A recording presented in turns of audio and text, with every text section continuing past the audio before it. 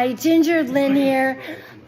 I wake up every day with Primal Scream with Nick Graystone on, or I wake up with nothing on at all.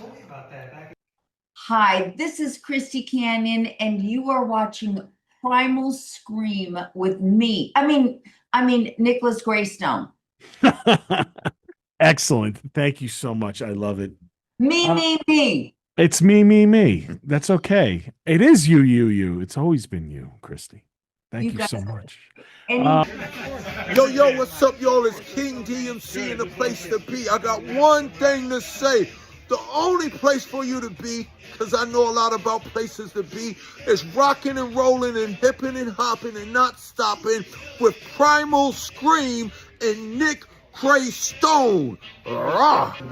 This is Jay Muse, and you're listening to or watching Primal Scream with Nick Graystone. Nick Graystone. I got one of my friends with me. Yeah, he's got one of his fucking friends with him, man. Why are you listening to me and you're not listening to Primal Scream with Nick Graystone, man?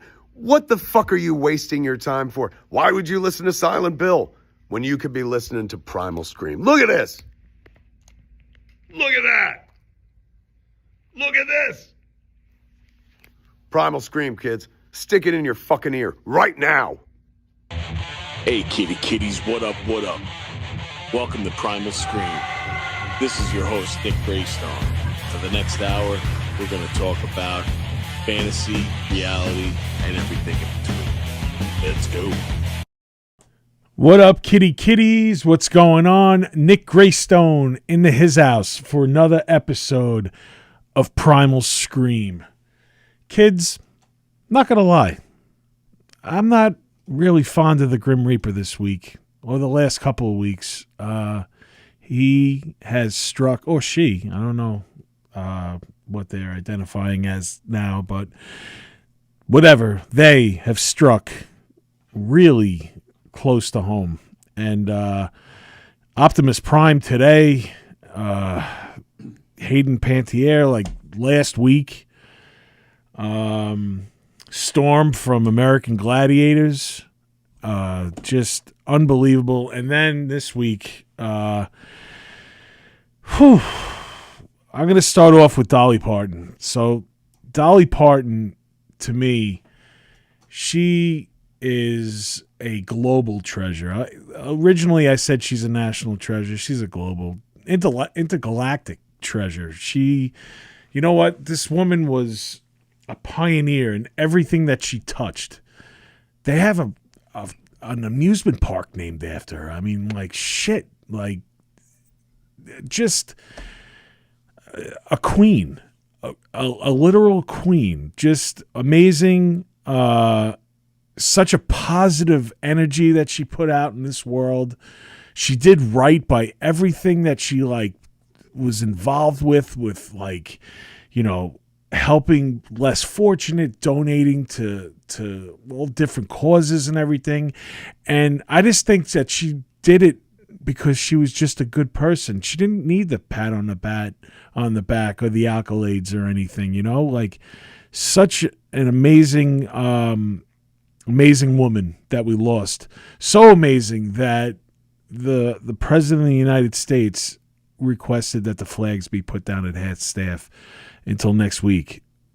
I mean, you got to be doing something good out there if that's what's going to be called for, you know. And she was, I'm going to say she was genreless, you know. She obviously had a country roots and everything, but she dabbled in everything, you know, like the outpour of, you know, tributes and everything. I feel like this is on an Elvis level, on an Ozzy level. This is Dolly Parton. Like, this woman is never going to be again.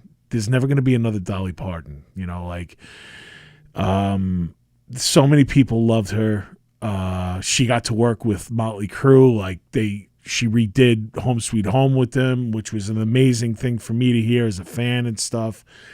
Even my childhood, I have a story. I was talking to my brother about it, you know, and like when this happens, when somebody dies from like our childhood, we talk and we reminisce about stuff. And he was telling me about this, and I didn't know it. It was before I was born. You know, he used to drive around with my dad in his first pickup truck. He used to call her Betsy. He had an 8-track in there, and he used to listen to Dolly Parton and Linda Ronstadt on the 8-track. And my brother was rattling off some of the songs and stuff. So I thought that was a cool story that I heard today. But my story about my father with Dolly Parton. So this goes when I Will Always Love You came out by Whitney Houston. So I'm not going to take anything away from Whitney Houston. Rest in peace also. She was great at what she did and everything. And she made that song bigger than it ever was. But my father was such a purist about that song. And I remember when Whitney did it, my father was just like, yeah, son, it's good, but it's nothing. It doesn't hold the candle to the original. And I was just like looking at him back then, like, you're crazy, man. I'm like, this is amazing song. What are you talking about? But my father's famous words back in the day always was, when I'm gone, you'll learn. And it's true. I learned. I definitely learned because you know what? Like, only a couple of years ago, I revisited to listen to Dolly Parton stuff, and I listened to her version of I Always Love You, and I teared up. I was just like, holy shit, this song is so raw and so emotional, and it just came from like, it just sounded like a delicate flower that was kind of like, you know, needed some kind of like light or something, and she just had this enormous amount of emotion in the song, and it's a beautiful ballad, arguably one of the best ballads ever written. And you know, she knocked it out of the park. And you know, Dad was right. You know, nothing against Whitney's version, but I Will Always Love You. If you haven't listened to it, I'm sure everyone's got it on replay now, and pull it up, listen to it, give it a whirl. It's a great tune. And just want to say rest in peace, Dolly Parton. I do have a guest tonight with me. She is the co-director of the Cinema Arts Center. She made a post yesterday that I feel like I want to talk to her about because there was another death. It actually happened on the same day, but they announced it the day after, and that's Tim Curry. So, Kelsie, what's going on? I just want to say welcome to Primal Scream. Thank you for having me. It's a pleasure to be here. Yeah, no, it's awesome. I feel like we're from the same school. You're definitely, we were talking before, and we were talking about music and stuff and movies. Obviously, I know you're putting on some great programs over at the old cinema. But you made a post yesterday about Tim Curry. I want you to take this. Tell me what you loved about Tim Curry. So, Rocky Horror was always one of the most influential movies in my life, I'll say. I wrote my college essay on Rocky Horror. I have my Brad tattoo right here. Don't dream it, be it. It's one of those things that just like always spoke to me on such a deep level. And I remember I was one of those kids that didn't sleep. I'd stay up all night, sneak into the living room and watch HBO until the sun rose. And one night I found Rocky Horror on VH1, and it was the Rose Tint My World scene, and I had no idea what I was watching, but I was so captivated. And the next morning I started explaining to my mom what I was watching, and she just lit up, and she was like, I know exactly what you're talking about. Come with me. And she sat me down and put on the DVD and was like, I need you to see it start to finish. This is going to change your life. And it did. And it was always this really impactful bonding experience with me and my mom. It was always something like, you can be whoever you want to be. You can be who you are. Like, and so many of the lessons I took with me in life were from that movie. It was, you know, don't dream it, be it. I went to film school and now I run an independent cinema. It's, you know, stay sane inside insanity, all of these crazy things going on in the world, and we still have to find the way to move forward and make it through. And one of the ones that I feel is overlooked a lot is that there's a light in the darkness of everybody's life. And I feel like for me, that's something that Tim Curry was, something Dolly Parton was, that's something Hayden Panettiere was for me. And it's why so many of these movies and shows bring us together, is because we can feel the humanity in these things. And, you know, just even the Rose Tint My World scene, or the I'm Going Home scene, especially Tim Curry's eyes as he's crying, just Very emotional. the pure emotion, like you can feel it on such a visceral level. And going forward, everything I saw him and I was like, he just can morph into anything. It's true. You know, my sister is very into Clue and, you know, the Muppets. So I would watch all of those with her. And I, you know, the horror girly I am, the TV version of It was everything to me. So this person was just so unafraid to just be who they were, unafraid to be weird. And that is just something that so struck me that he changed my life. I agree. I mean, you said it perfect. Like, he really could. You forget that you're watching an actual actor. Like, you're watching a person become that character, you know? Absolutely. My favorites with him, obviously, you know, Rocky Horror, and you mentioned Pennywise, but my first introduction to him was Annie. And him playing Rooster. Absolutely. And, like, even that, you know, like, he was totally... Those three characters alone, you look at them, they're totally different. Each... If you could take three characters from three different types of movies and by the same guy, it's just like, holy shit, this guy was so talented. Yeah. He really is a chameleon. I love that term. It's true. Like, there's so many chameleon actors out there. Not... let me take a step back. Not so many. There are few chameleon actors that could do something like that, and Tim Curry definitely being one of them. Absolutely. Major loss, you know, and I just want to take that tribute just a little step with the heart that this man had. You know, he had a debilitating stroke that could have taken him out over a decade ago, but it didn't stop him.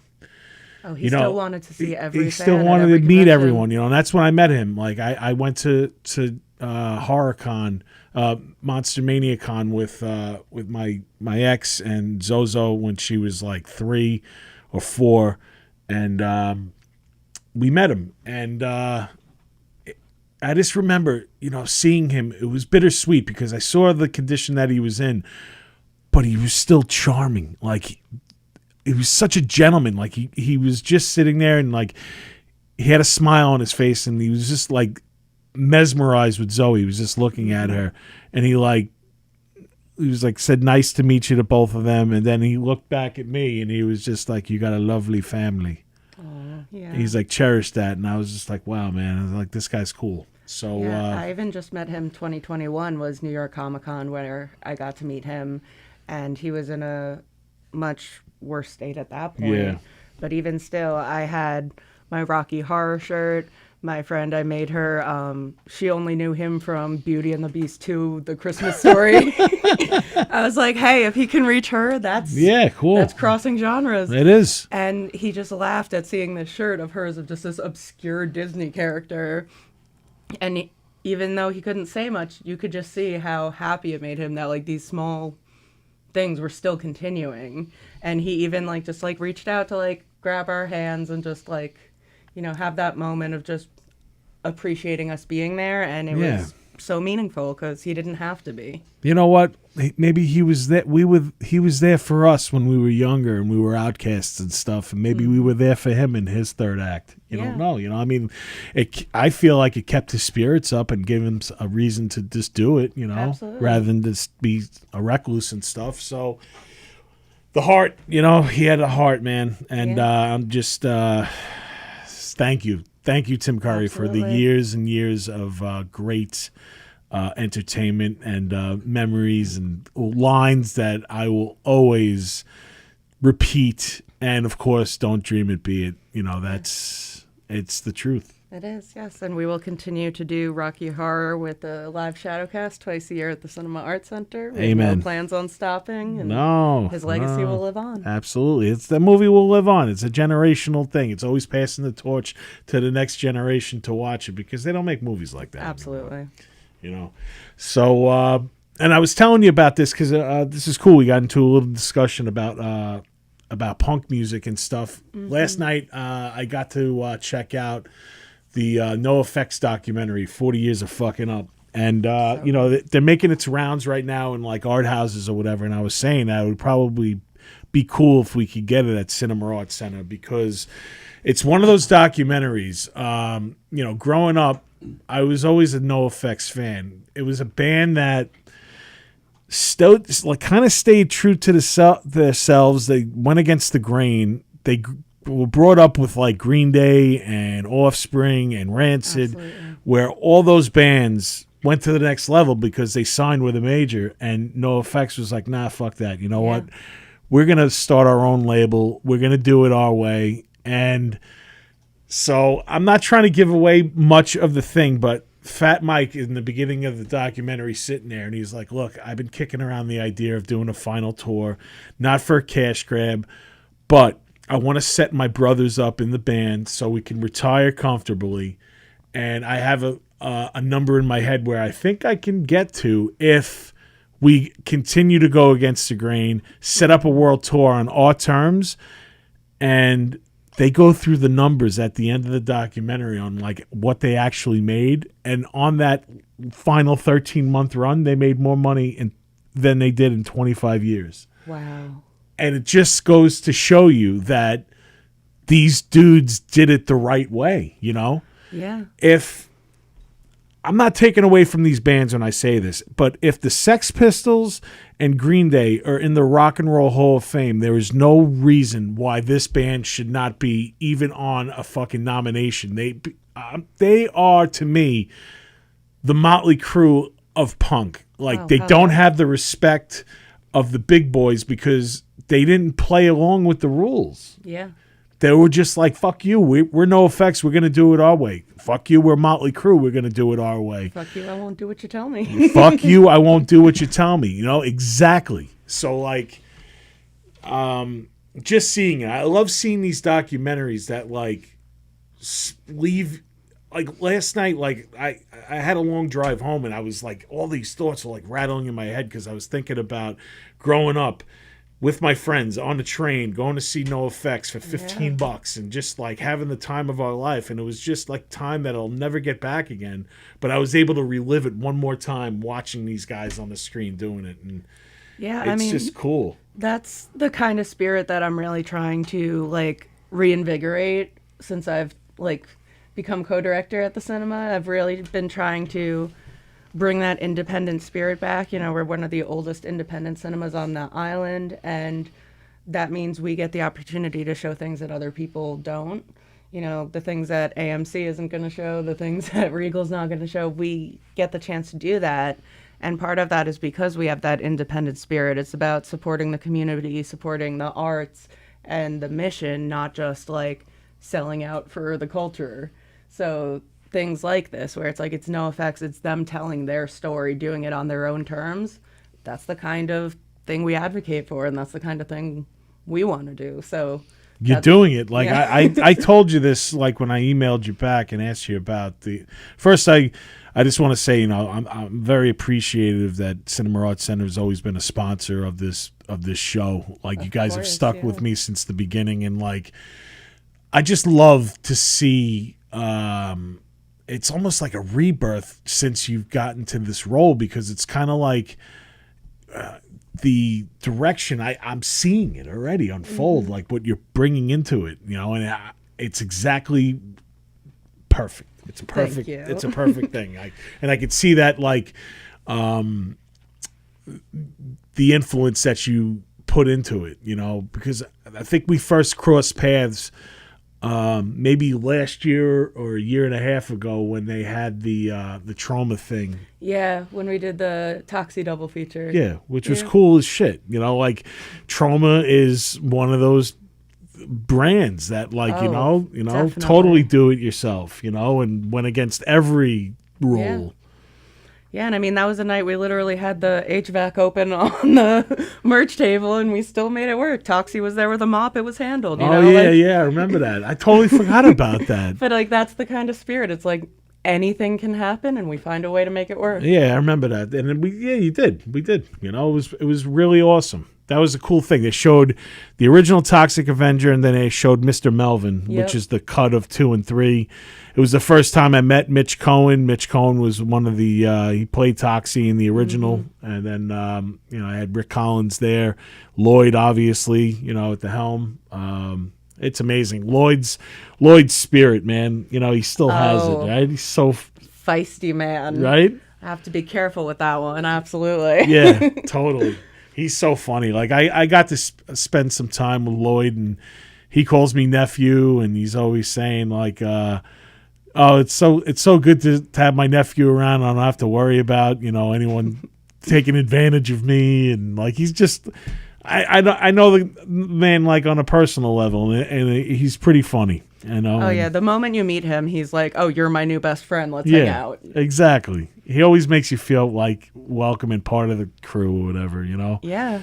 And then the commish, his wife, it's so funny that they're together. Like she's part of the New York film committee that she's retired now, but I call her my aunt, and she's like, "I don't think I've ever met you before, young man." But she's like, "If Lloyd says it's okay, I guess you're fine." There you go.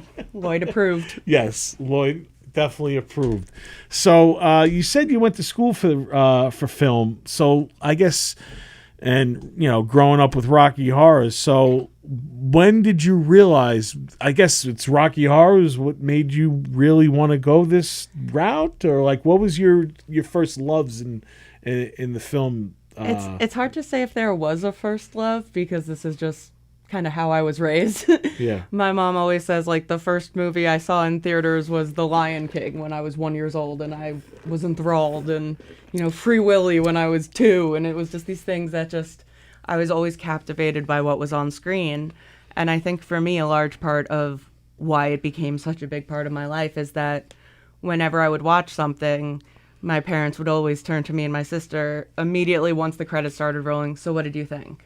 And it wasn't a matter of opinion. They wanted to know what we were learning from what we were watching. So growing up, it wasn't like anything was censored. There was never like, this is just mindless entertainment. It was, you're watching this, what are you gaining from it? And so for me, like I grew up not knowing about all my neurodivergent issues, just adapting to fit in. And so for me, the way that I could most relate to people was through movies and TV. If I understood their favorite movie, their favorite character, it helped me understand who they were just as at their core. They relate to Marty McFly, so they must have this like, naive but like go get 'em spirit. I gain a lot of knowledge from understanding what people relate to. And so it became how I navigated the world was through media, I learned my life lessons and how to interact with people through what I see on screen. And then when I meet them in person, it helps me relate to them more on a more personal level. So when I was going to college, there was no other option. It's I'm going to work in media one way or the other. And that's what I did. And you saw it through. You finished school and everything with that? Yeah, I went to Emerson College in Boston. I started out film major, but halfway through switched to studio TV. Yeah. Because the other love of my life is late night TV. And so for me, the film program, it's absolutely incredible, but it was working on actual film. Yeah. And for me, I wanted to work in a studio. I wanted to do the man on the street segments. I wanted to learn about every single part of production. So I really specialized in pre-production, development, and then when I graduated, Emerson has your final semester in Los Angeles. And so I lived in the brand new facility on Sunset Boulevard. I would walk to the Meltdown to see Jonah and Kumail on Wednesday nights after class. And it was just unbelievable. And while I was there, I interned for Imagine Entertainment. So I was working under one of the studio executives there in the TV department. And it was so stressful because in that point in time, they were in talks to do the 4th season of Arrested Development. Oh. And so obviously it was confidential at the time. And so I'm going into work, seeing Mitch Hurwitz come into all these meetings, and I'm like, something's happening and I can't tell anyone. And it was just Absolutely. So they made just- you like sign like an NDA or Oh, whatever? it was very, very exclusive. Yeah, Yeah. everything. And there would be so many like big name comedians who would come in to talk to the different executives. It was just like, wow, I'm doing it. I'm here in Hollywood, like on the corner of Wilshire and Rodeo, and I That's am it. like, Yeah, that's the living like the I always dream. refer to that area as the motherland. I always say I'm Exactly, going yeah. back to the motherland because that's like I'm drawn to LA. Even though I'm a New Yorker at heart, that's like, where I was born and bred. I just feel something different when I'm there because fuck, like that's the place. oh yeah, that's where it all happens. It does. Yeah, It so does. when I wasn't in class or at my internship, I would be going to TV show tapings at all the studios, all the late night shows. I got to see Conan and Jimmy Kimmel and even James Corden. And I was a regular, like I said, at the Meltdown. And I would go see At Midnight all the time. Like it was just where everything was happening. And then when I graduated, I was working at a casting agency for a few years.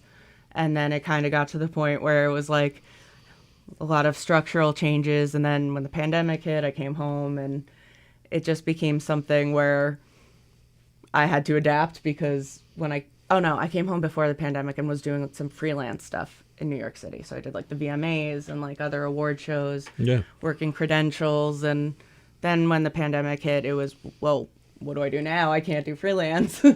And so I went to grad school online and got my degree in communications, my master's.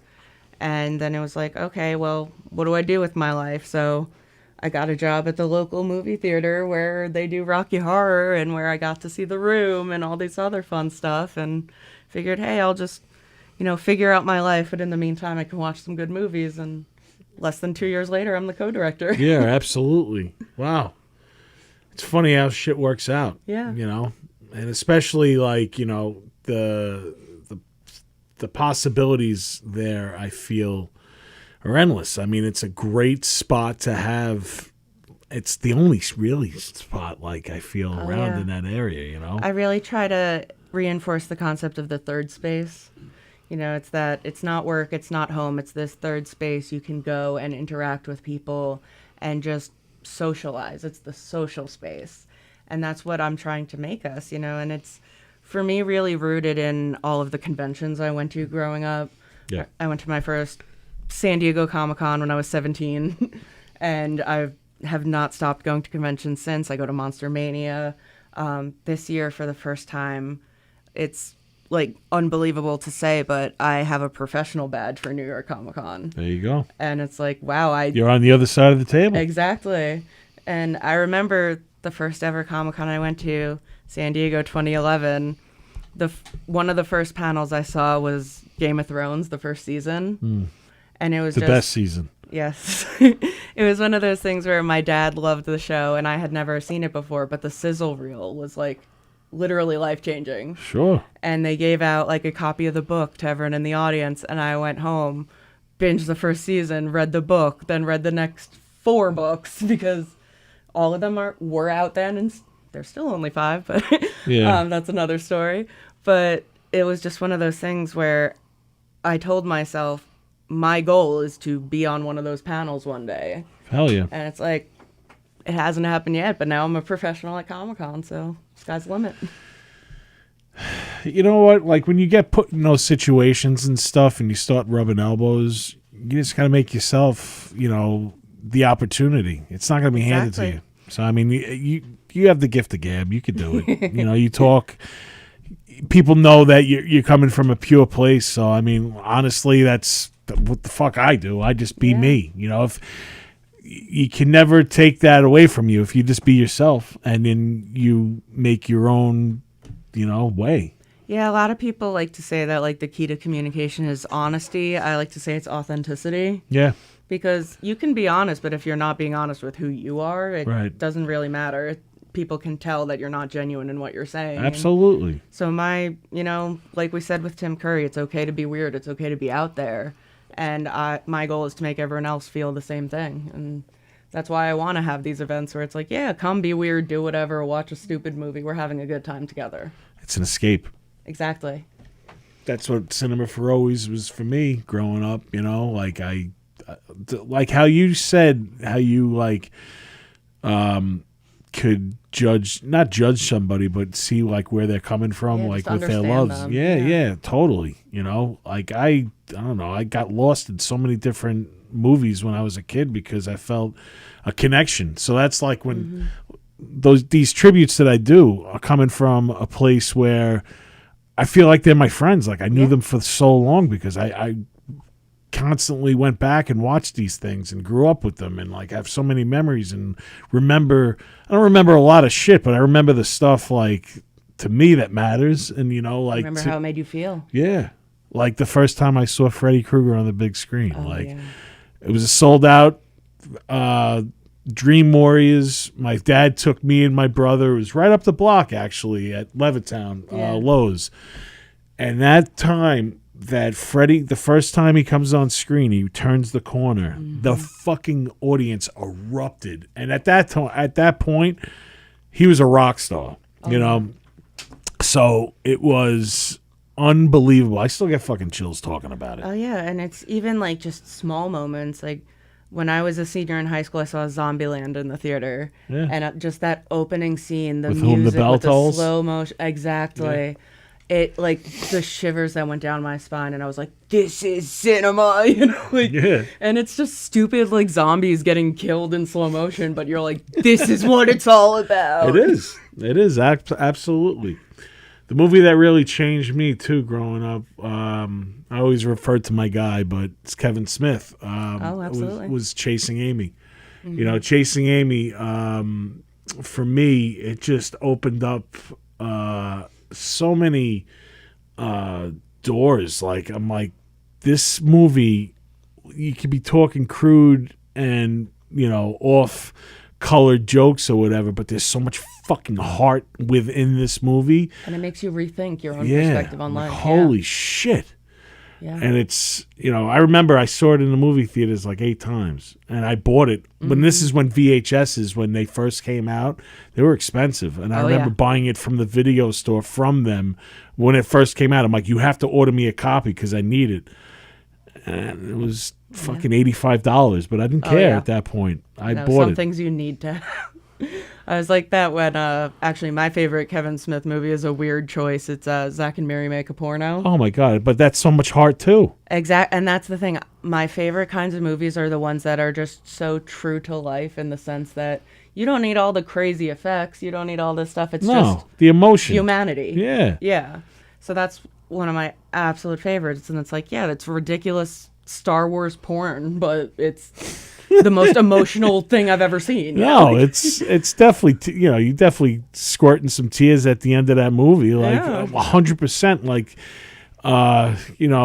and talk about like their chemistry. They're totally two different people, but like they worked so well together. Yeah. And the scene with Justin Long and Brandon Routh is fucking so funny.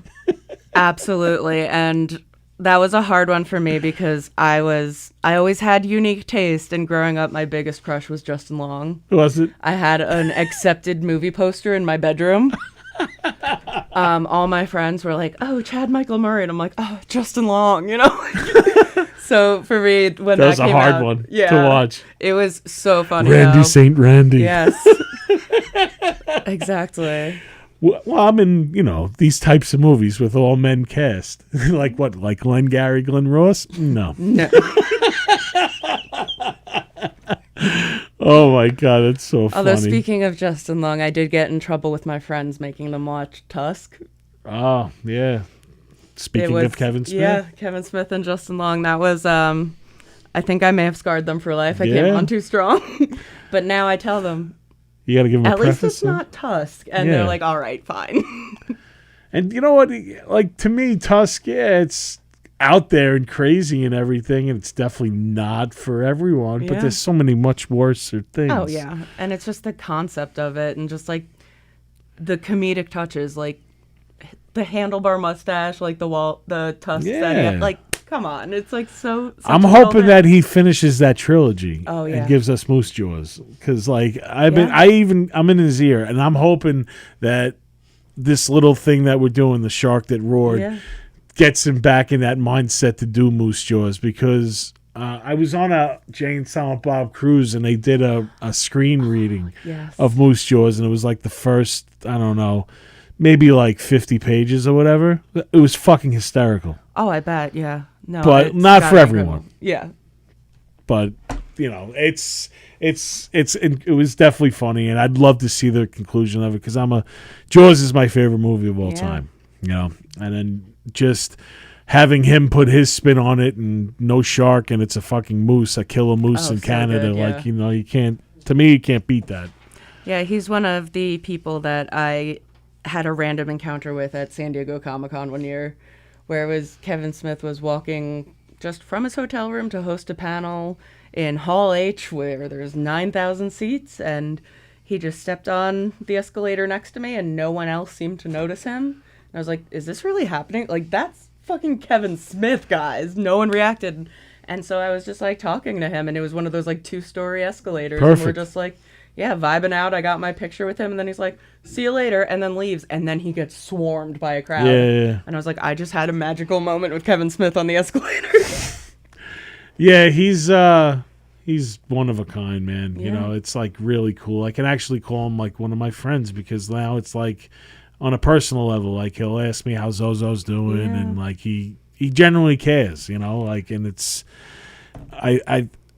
he's a great guy. Honestly, one of my biggest inspirations in filmmaking, just in general, because He's one of us. exactly. And my friend and I like to joke, like we call each other Jane and Silent Barb.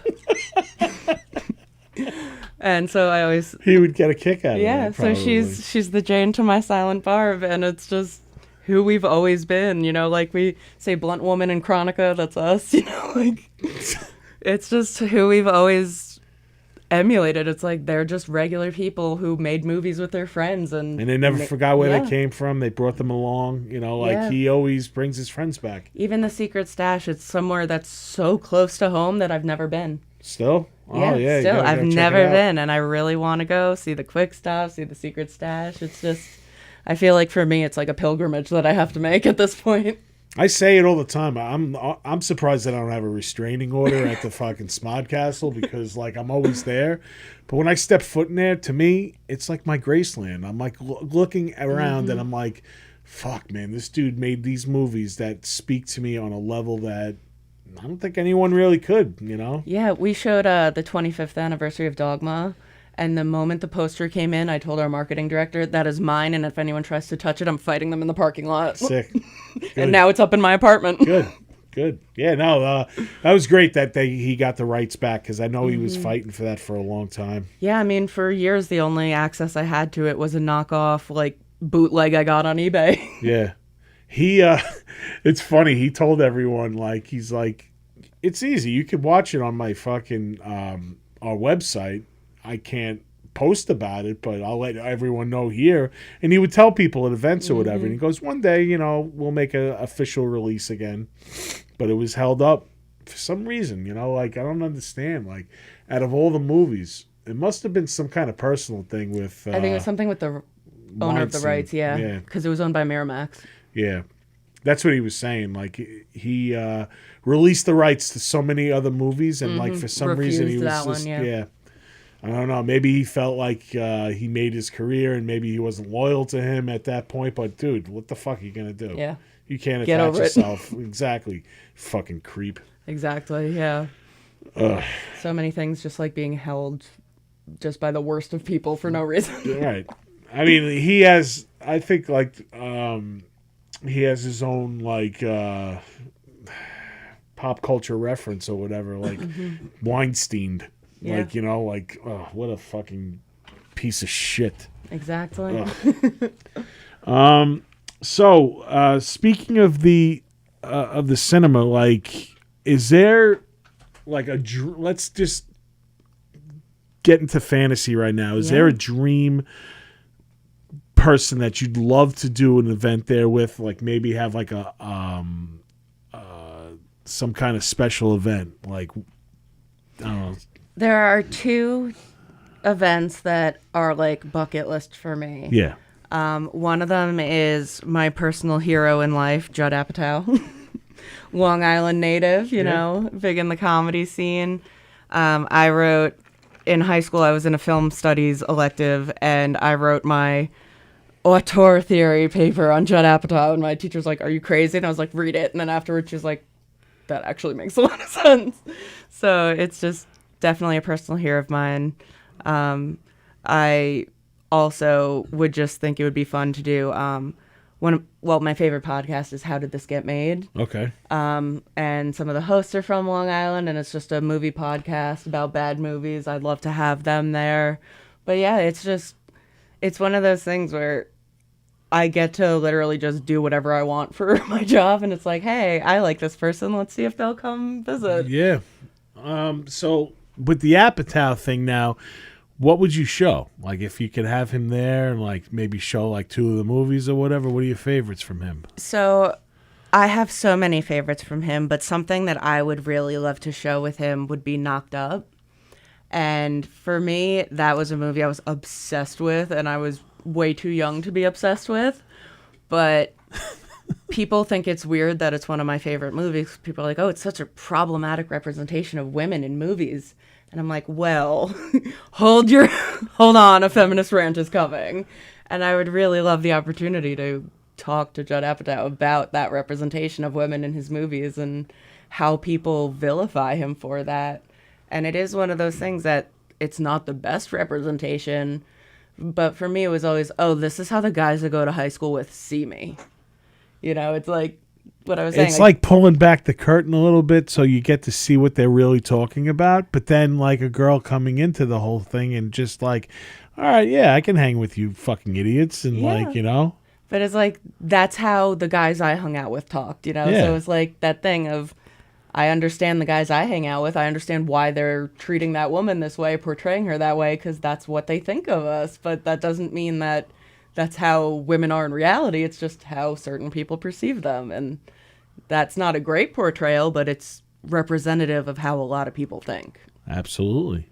And that's why, like, I'd love to be able to talk to him about that, because it's like, yeah, it's not a great way to show women, but I understand, and the whole, like, especially the bromance culture of that era. Fuck yeah. That's what it was. Absolutely. You know, that doesn't mean that I'm not going to laugh my ass off watching Paul Rudd and Seth Rogen do shrooms in a hotel room, because there are so many different types of chairs in here. Like, it's real, but it doesn't mean that, like, what the women in that movie did was, like, negative to women in media. No. And I feel like that's such a, like, negative just lore around that, where it's like, oh, the way women were portrayed in this was the worst. And it's like, there's nuance to these things. You can discuss it. Absolutely. It's open for discussion. Exactly. You know? So I think that would be cool to not put him on the spot, but just have an open discussion about, like, what his thought process was making that movie. Yeah. That's cool. Yeah. One of my favorite things, it's not even part of the movie, it's a deleted scene. Is it Jay on the roller coaster? Because that's one of my favorites. It's good. I like that a lot. No, it's Jonah Hill sitting with Katherine Heigl, and they're talking about how much of a pussy Ang Lee was for Brokeback Mountain and not making it more graphic. Yeah. He's like, you have these 2 studs on this mountain, and what?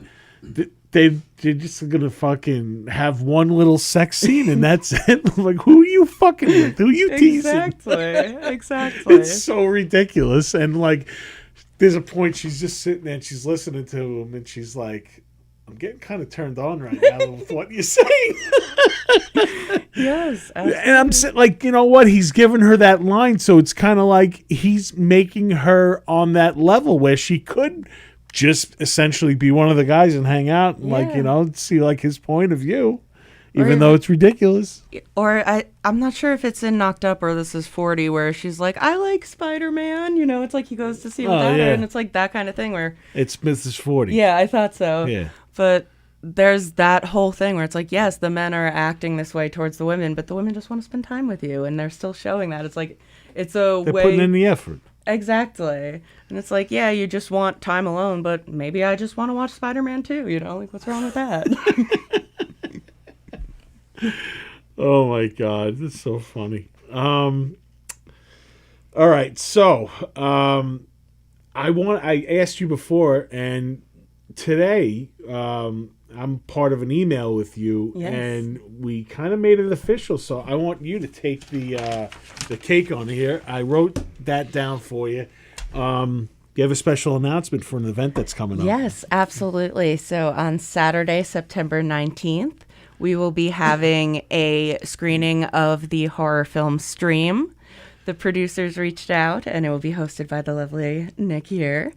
We will be having guests Michael Levy, Stevie Della Sala, Marcus Levine, Charles Edwin Powell, Jason Levy, Mark Hayes, and Allison Patel.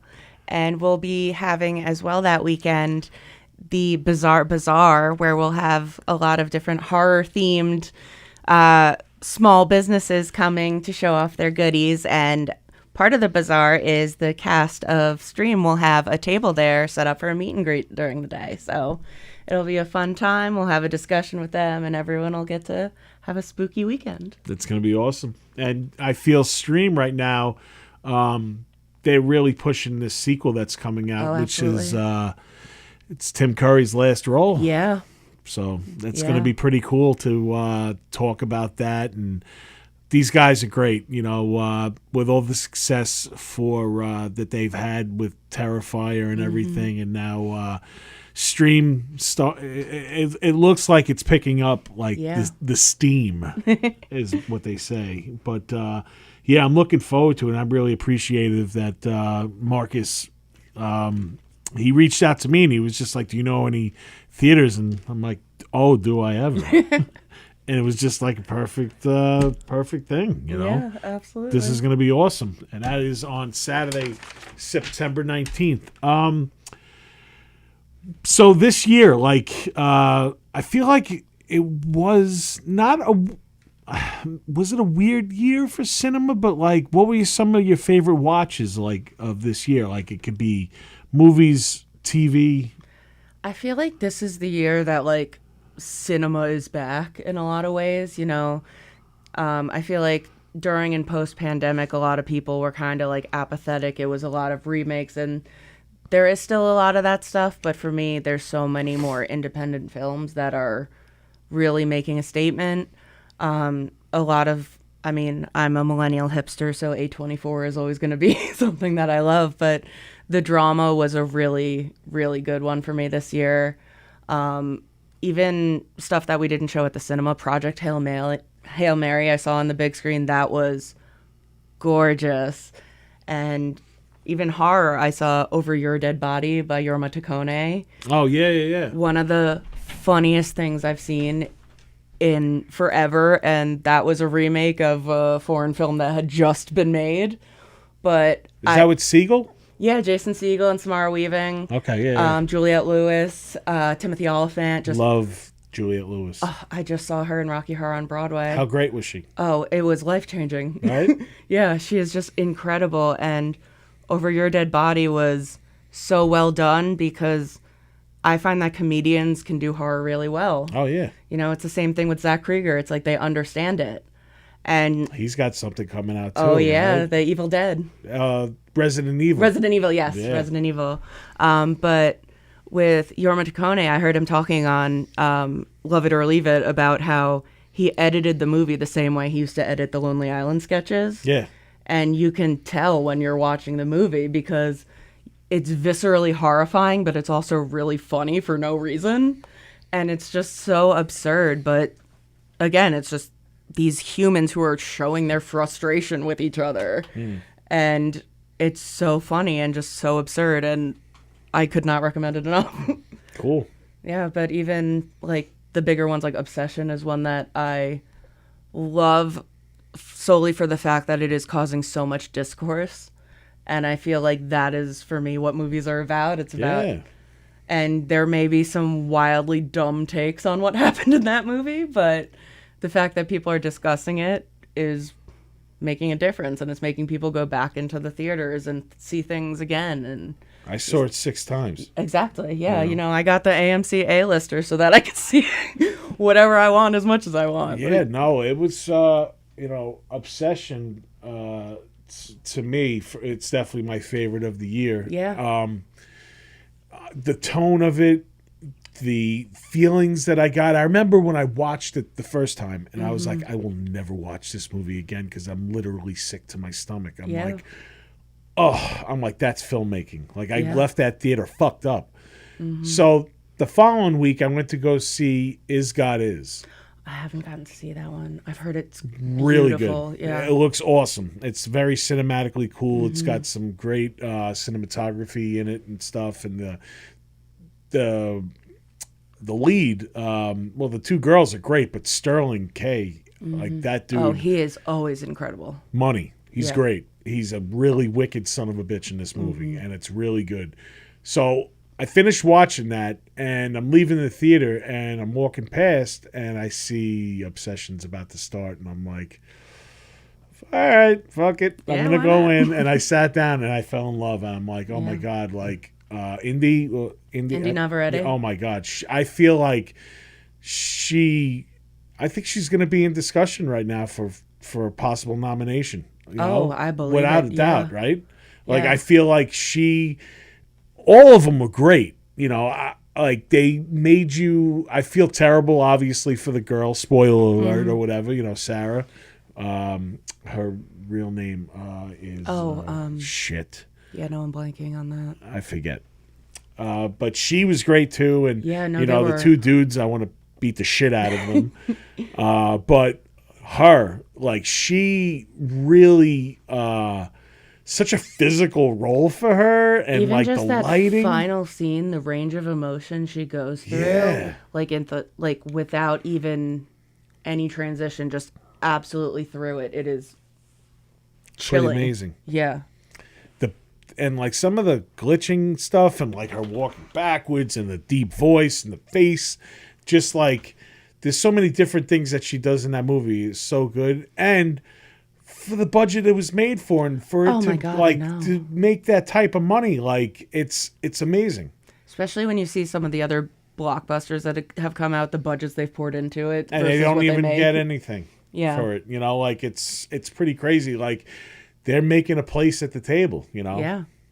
Yeah. And it can inspire the next whatever. And I feel like, you know, to me, the low budget thing, like with these films, it really started back in the 70s, but really pushed it. I feel like Blair Witch changed it. Like, Oh, you absolutely. know, like it changed everything. Like you could really go out there with When you can have one person in the woods with a Shoestring. camera.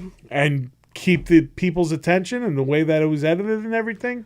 I mean, feel people like thought Blair it was Witch. real. I know, me too. I thought so. I was like, "Who the fuck? Oh my Yeah. God, where's Joshua? Like, I want to find people him." were looking for him. Like, I feel like it came out at the perfect time. Mm-hmm. Like, the internet really wasn't the internet that it is today, you Yeah. know. But it was building where you can Google something and be like, "What happened in the Mm-hmm. woods over in fucking Burkittsville? Like, you know, was this real?" And Yeah. like.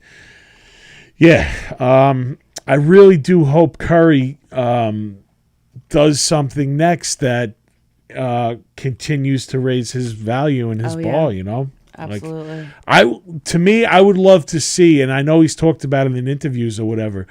I would love to see a One Wish Willow series, Yeah. Like Right? an anthology. I like a think Tales that- from the Crypt yeah, I think kind that of would thing, be incredible. right?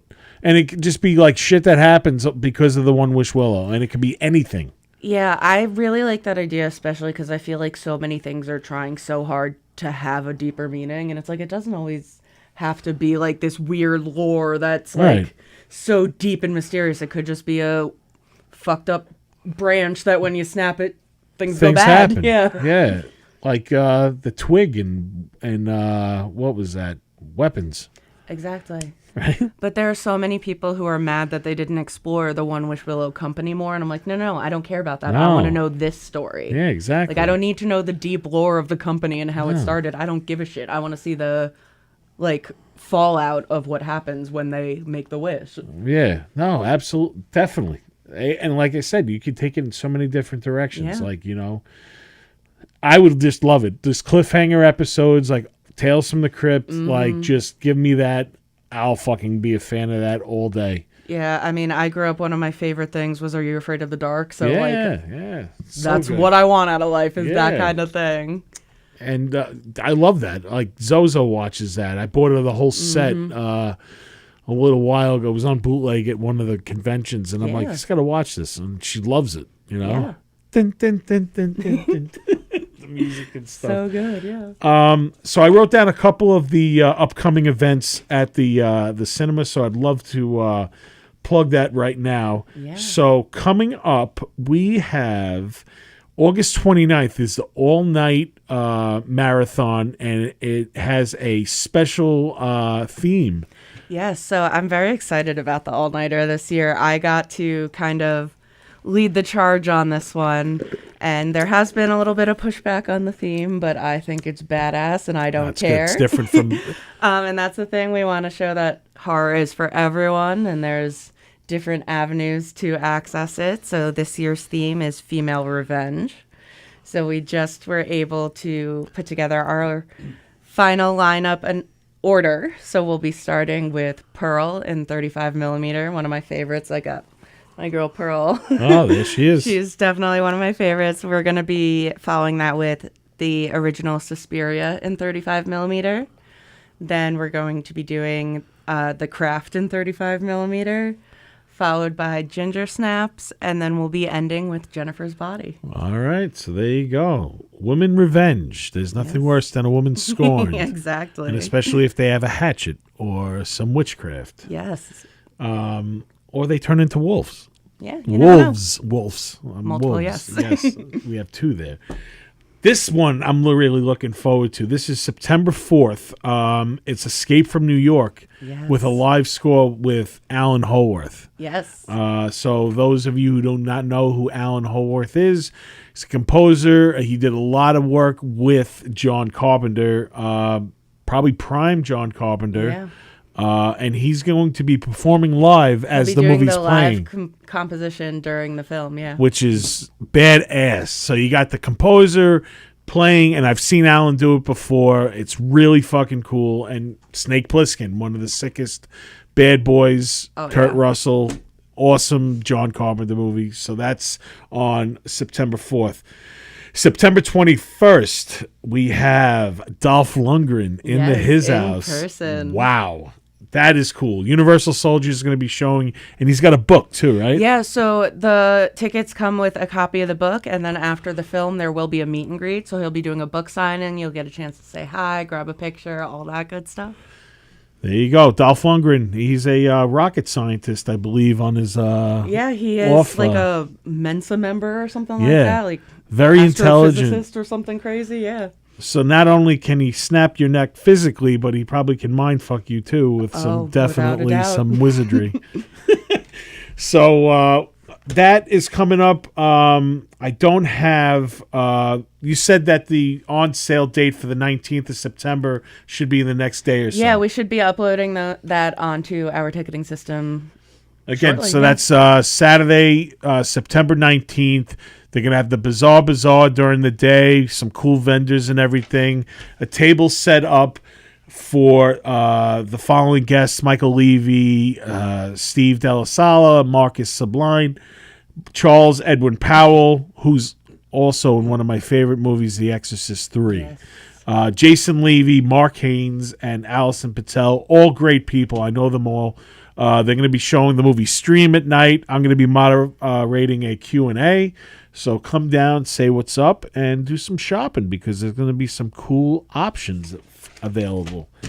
All right, so I got some plugging to do as well. I'd also want to let everyone know that Schmitz tomorrow, Schmitz Farm Haunt, is having its final audition, and that's going to be at 6 p.m. If you think you got what it takes, or if you think a friend has what it takes, come down and join some of the ghouls and ghoulettes and see if you're going to get the fucking job if you come down. Don't mention that I told you because you definitely won't get the job. But if you come down, I'll be there. Zozo's going to be there. And it'll be fun. So Schmitz Farm is going to be opening up.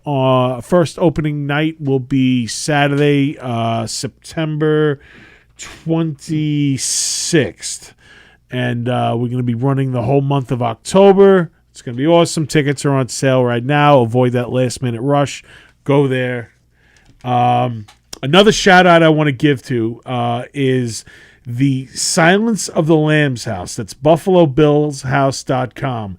They are putting together this cool little thing. So if you are in Perryopolis, Pennsylvania, for the weekend of September 18th through the 20th, experience an immersive 2-hour guided tour of Buffalo Bill's house at the legendary film location of the movie Silence of the Lambs. You can have a photo op inside the well, check out all the additional add-ons. You'll have a photo op with Brooke Smith, who played Catherine Martin.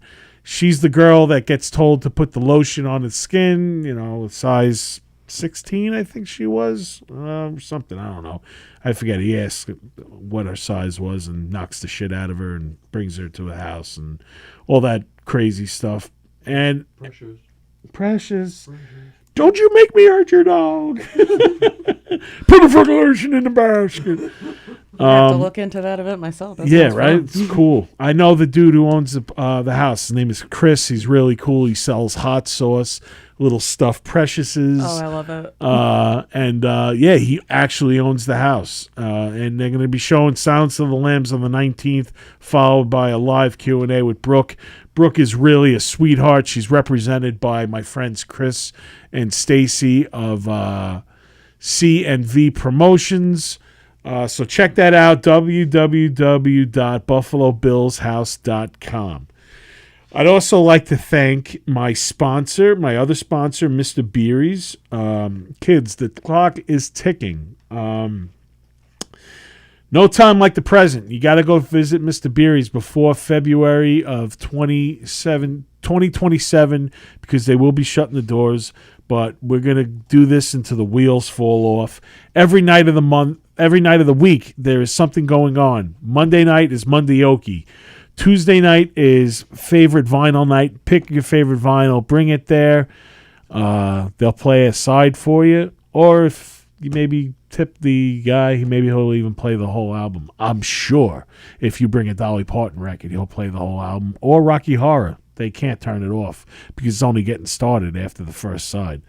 So Wednesday is video game night. Challenge your friend to a fun competition of NHL 94 or Madden 98 or Cubert or Frogger or some kind of shit going on. Thursday night is open mic night. Go there, sign up, sing a song. This weekend, we have Rose's Grove on Friday. On the 29th, Roe Mike Miller and the High Life. On September 12th, there's going to be an auction. They're auctioning off a lot of stuff that's on the wall, some memorabilia that says Mr. Beery. I'm hosting that. It's from 12 to 4. And come on down if you want to own a piece of Beery's before it closes. HorrorCon just got announced there too, which is going to be awesome. We're celebrating the 40th anniversary of one of my favorite films, Class of Nukem High, and that's going to be on November 7th through the 8th. Right now, we have Rob Pritchard, who played Bozo, Jennifer Baptiste, Rick Collins, Gary Schneider, Shannon Michelle Collins, who's actually on the Primal Scream podcast a couple months back, and Mike Caravella. They're all going to be there signing. The first 4 names that I just mentioned, they are in both Class of Nukem High and Toxic Avenger. So I'm in talks right now. We may be getting somebody else that has something to do with the whole Traumaville and Trauma universe, but I will keep you guys informed about that. But it's most likely a go, but I don't want to lie and say that I have that set up right now, but it's in the works. But yes, that's going to be the 7th and 8th of November. On the 25th and 27th of September, me and Zozo are going to New Jersey HorrorCon at the Delta Hotel Islin in New Jersey. Very cool lineup. Christy Swanson, Alex Vincent, Christina Leese, Tiffany Shepis, Keith Coogan, John Russo, Lindsay Lowe is going to be there. She's one of the sponsors of the Primal Scream podcast as well. She does the horror eyewear. She has cool Ouija board glasses. She actually made some cool glasses for me as well. I'm not wearing them tonight because I have to get my prescription because I can't see shit without my prescription. This week, we also released the trailer for Beyond the Horizon, The Horrors of Sam Neill. So that's cooking up some cool buzz right now, thanks to JoeBlow.com. They put a little feature. iHorror put out a little feature. So keep your eyes peeled on that. The Shark That Roared is still roaring. That's coming out in July of 2027. We have some merch. Check out thesharkthatroared.com. And last but not least, Jason's Woods, the annual sabbatical over in Lancaster, Pennsylvania, the home of the awesome buffets and the whoopie pies. Come see The Scar, Steven and Not Steves, and Sharp Violet. We're going to be playing on October 17th. Man, I'm a fucking busy boy. I'm going to be all over the place. Kids, I want to thank, again, Kelsie for coming in today at Cinema Arts Center. It's cinemaartscenter.org, right? Yes. Yeah, .org. I Yes. got that right. So cinemaartscenter.org for all the ticket info and cool events. There's always something going on. I want to thank her for being my guest today. Thank you so much, Kelsie. Of course. Thanks for having me. Yeah, absolutely. I want to thank my man, Tony Walker, a.k.a. It's almost time, Farmer Willie. You're going to like it in the hay. Another season in the hay rolling around. Yeehaw! Yeehaw! Get that steak back into your boot. Kids, next week we're going to have probably a very cool special guest on the show. It hasn't been has it been verified with you yet? Or Not with me. No, so he hasn't done it. But it's definitely most likely like 95% sure. But I will let you know. The following week, though, my friend Andrea DeGeno, a.k.a. Fat Satan, she's going to be here. She's an awesome, and I'm not making fun. Like, that's her name. I know, but And it's so funny. That's a great name. It's awesome. And she has this cool hat that I wear. It says Fat Satan. And people thought that I was actually Fat Satan. They're like, that's so cool, man. You're wearing your shit. And I'm like, but I'm not Fat Satan. I'm the devil, and I'm fat, but I'm not that. She's the Fat Satan, but she's a cool graphic artist. But she has a sick, crazy story to tell. But I'm not even going to talk about it right now. I want her to come on, and it's going to be a very interesting topic. And viewer discretion advised. It's going to be on September 10th. So, kids, if you're not in bed by now, get to bed, shut the lights off, turn the phone off, stop listening to me, and listen to your parents. And stay in school. Be a thinker, not a stinker. Have a good night. Later. Thank you for listening to Primal Scream. I'm Nick Graystone, a.k.a. The Nizza. Each week, Primal Scream is produced by Tony Walker and executive produced by Demon Scar. Always remember, nobody writes your story but you. Later.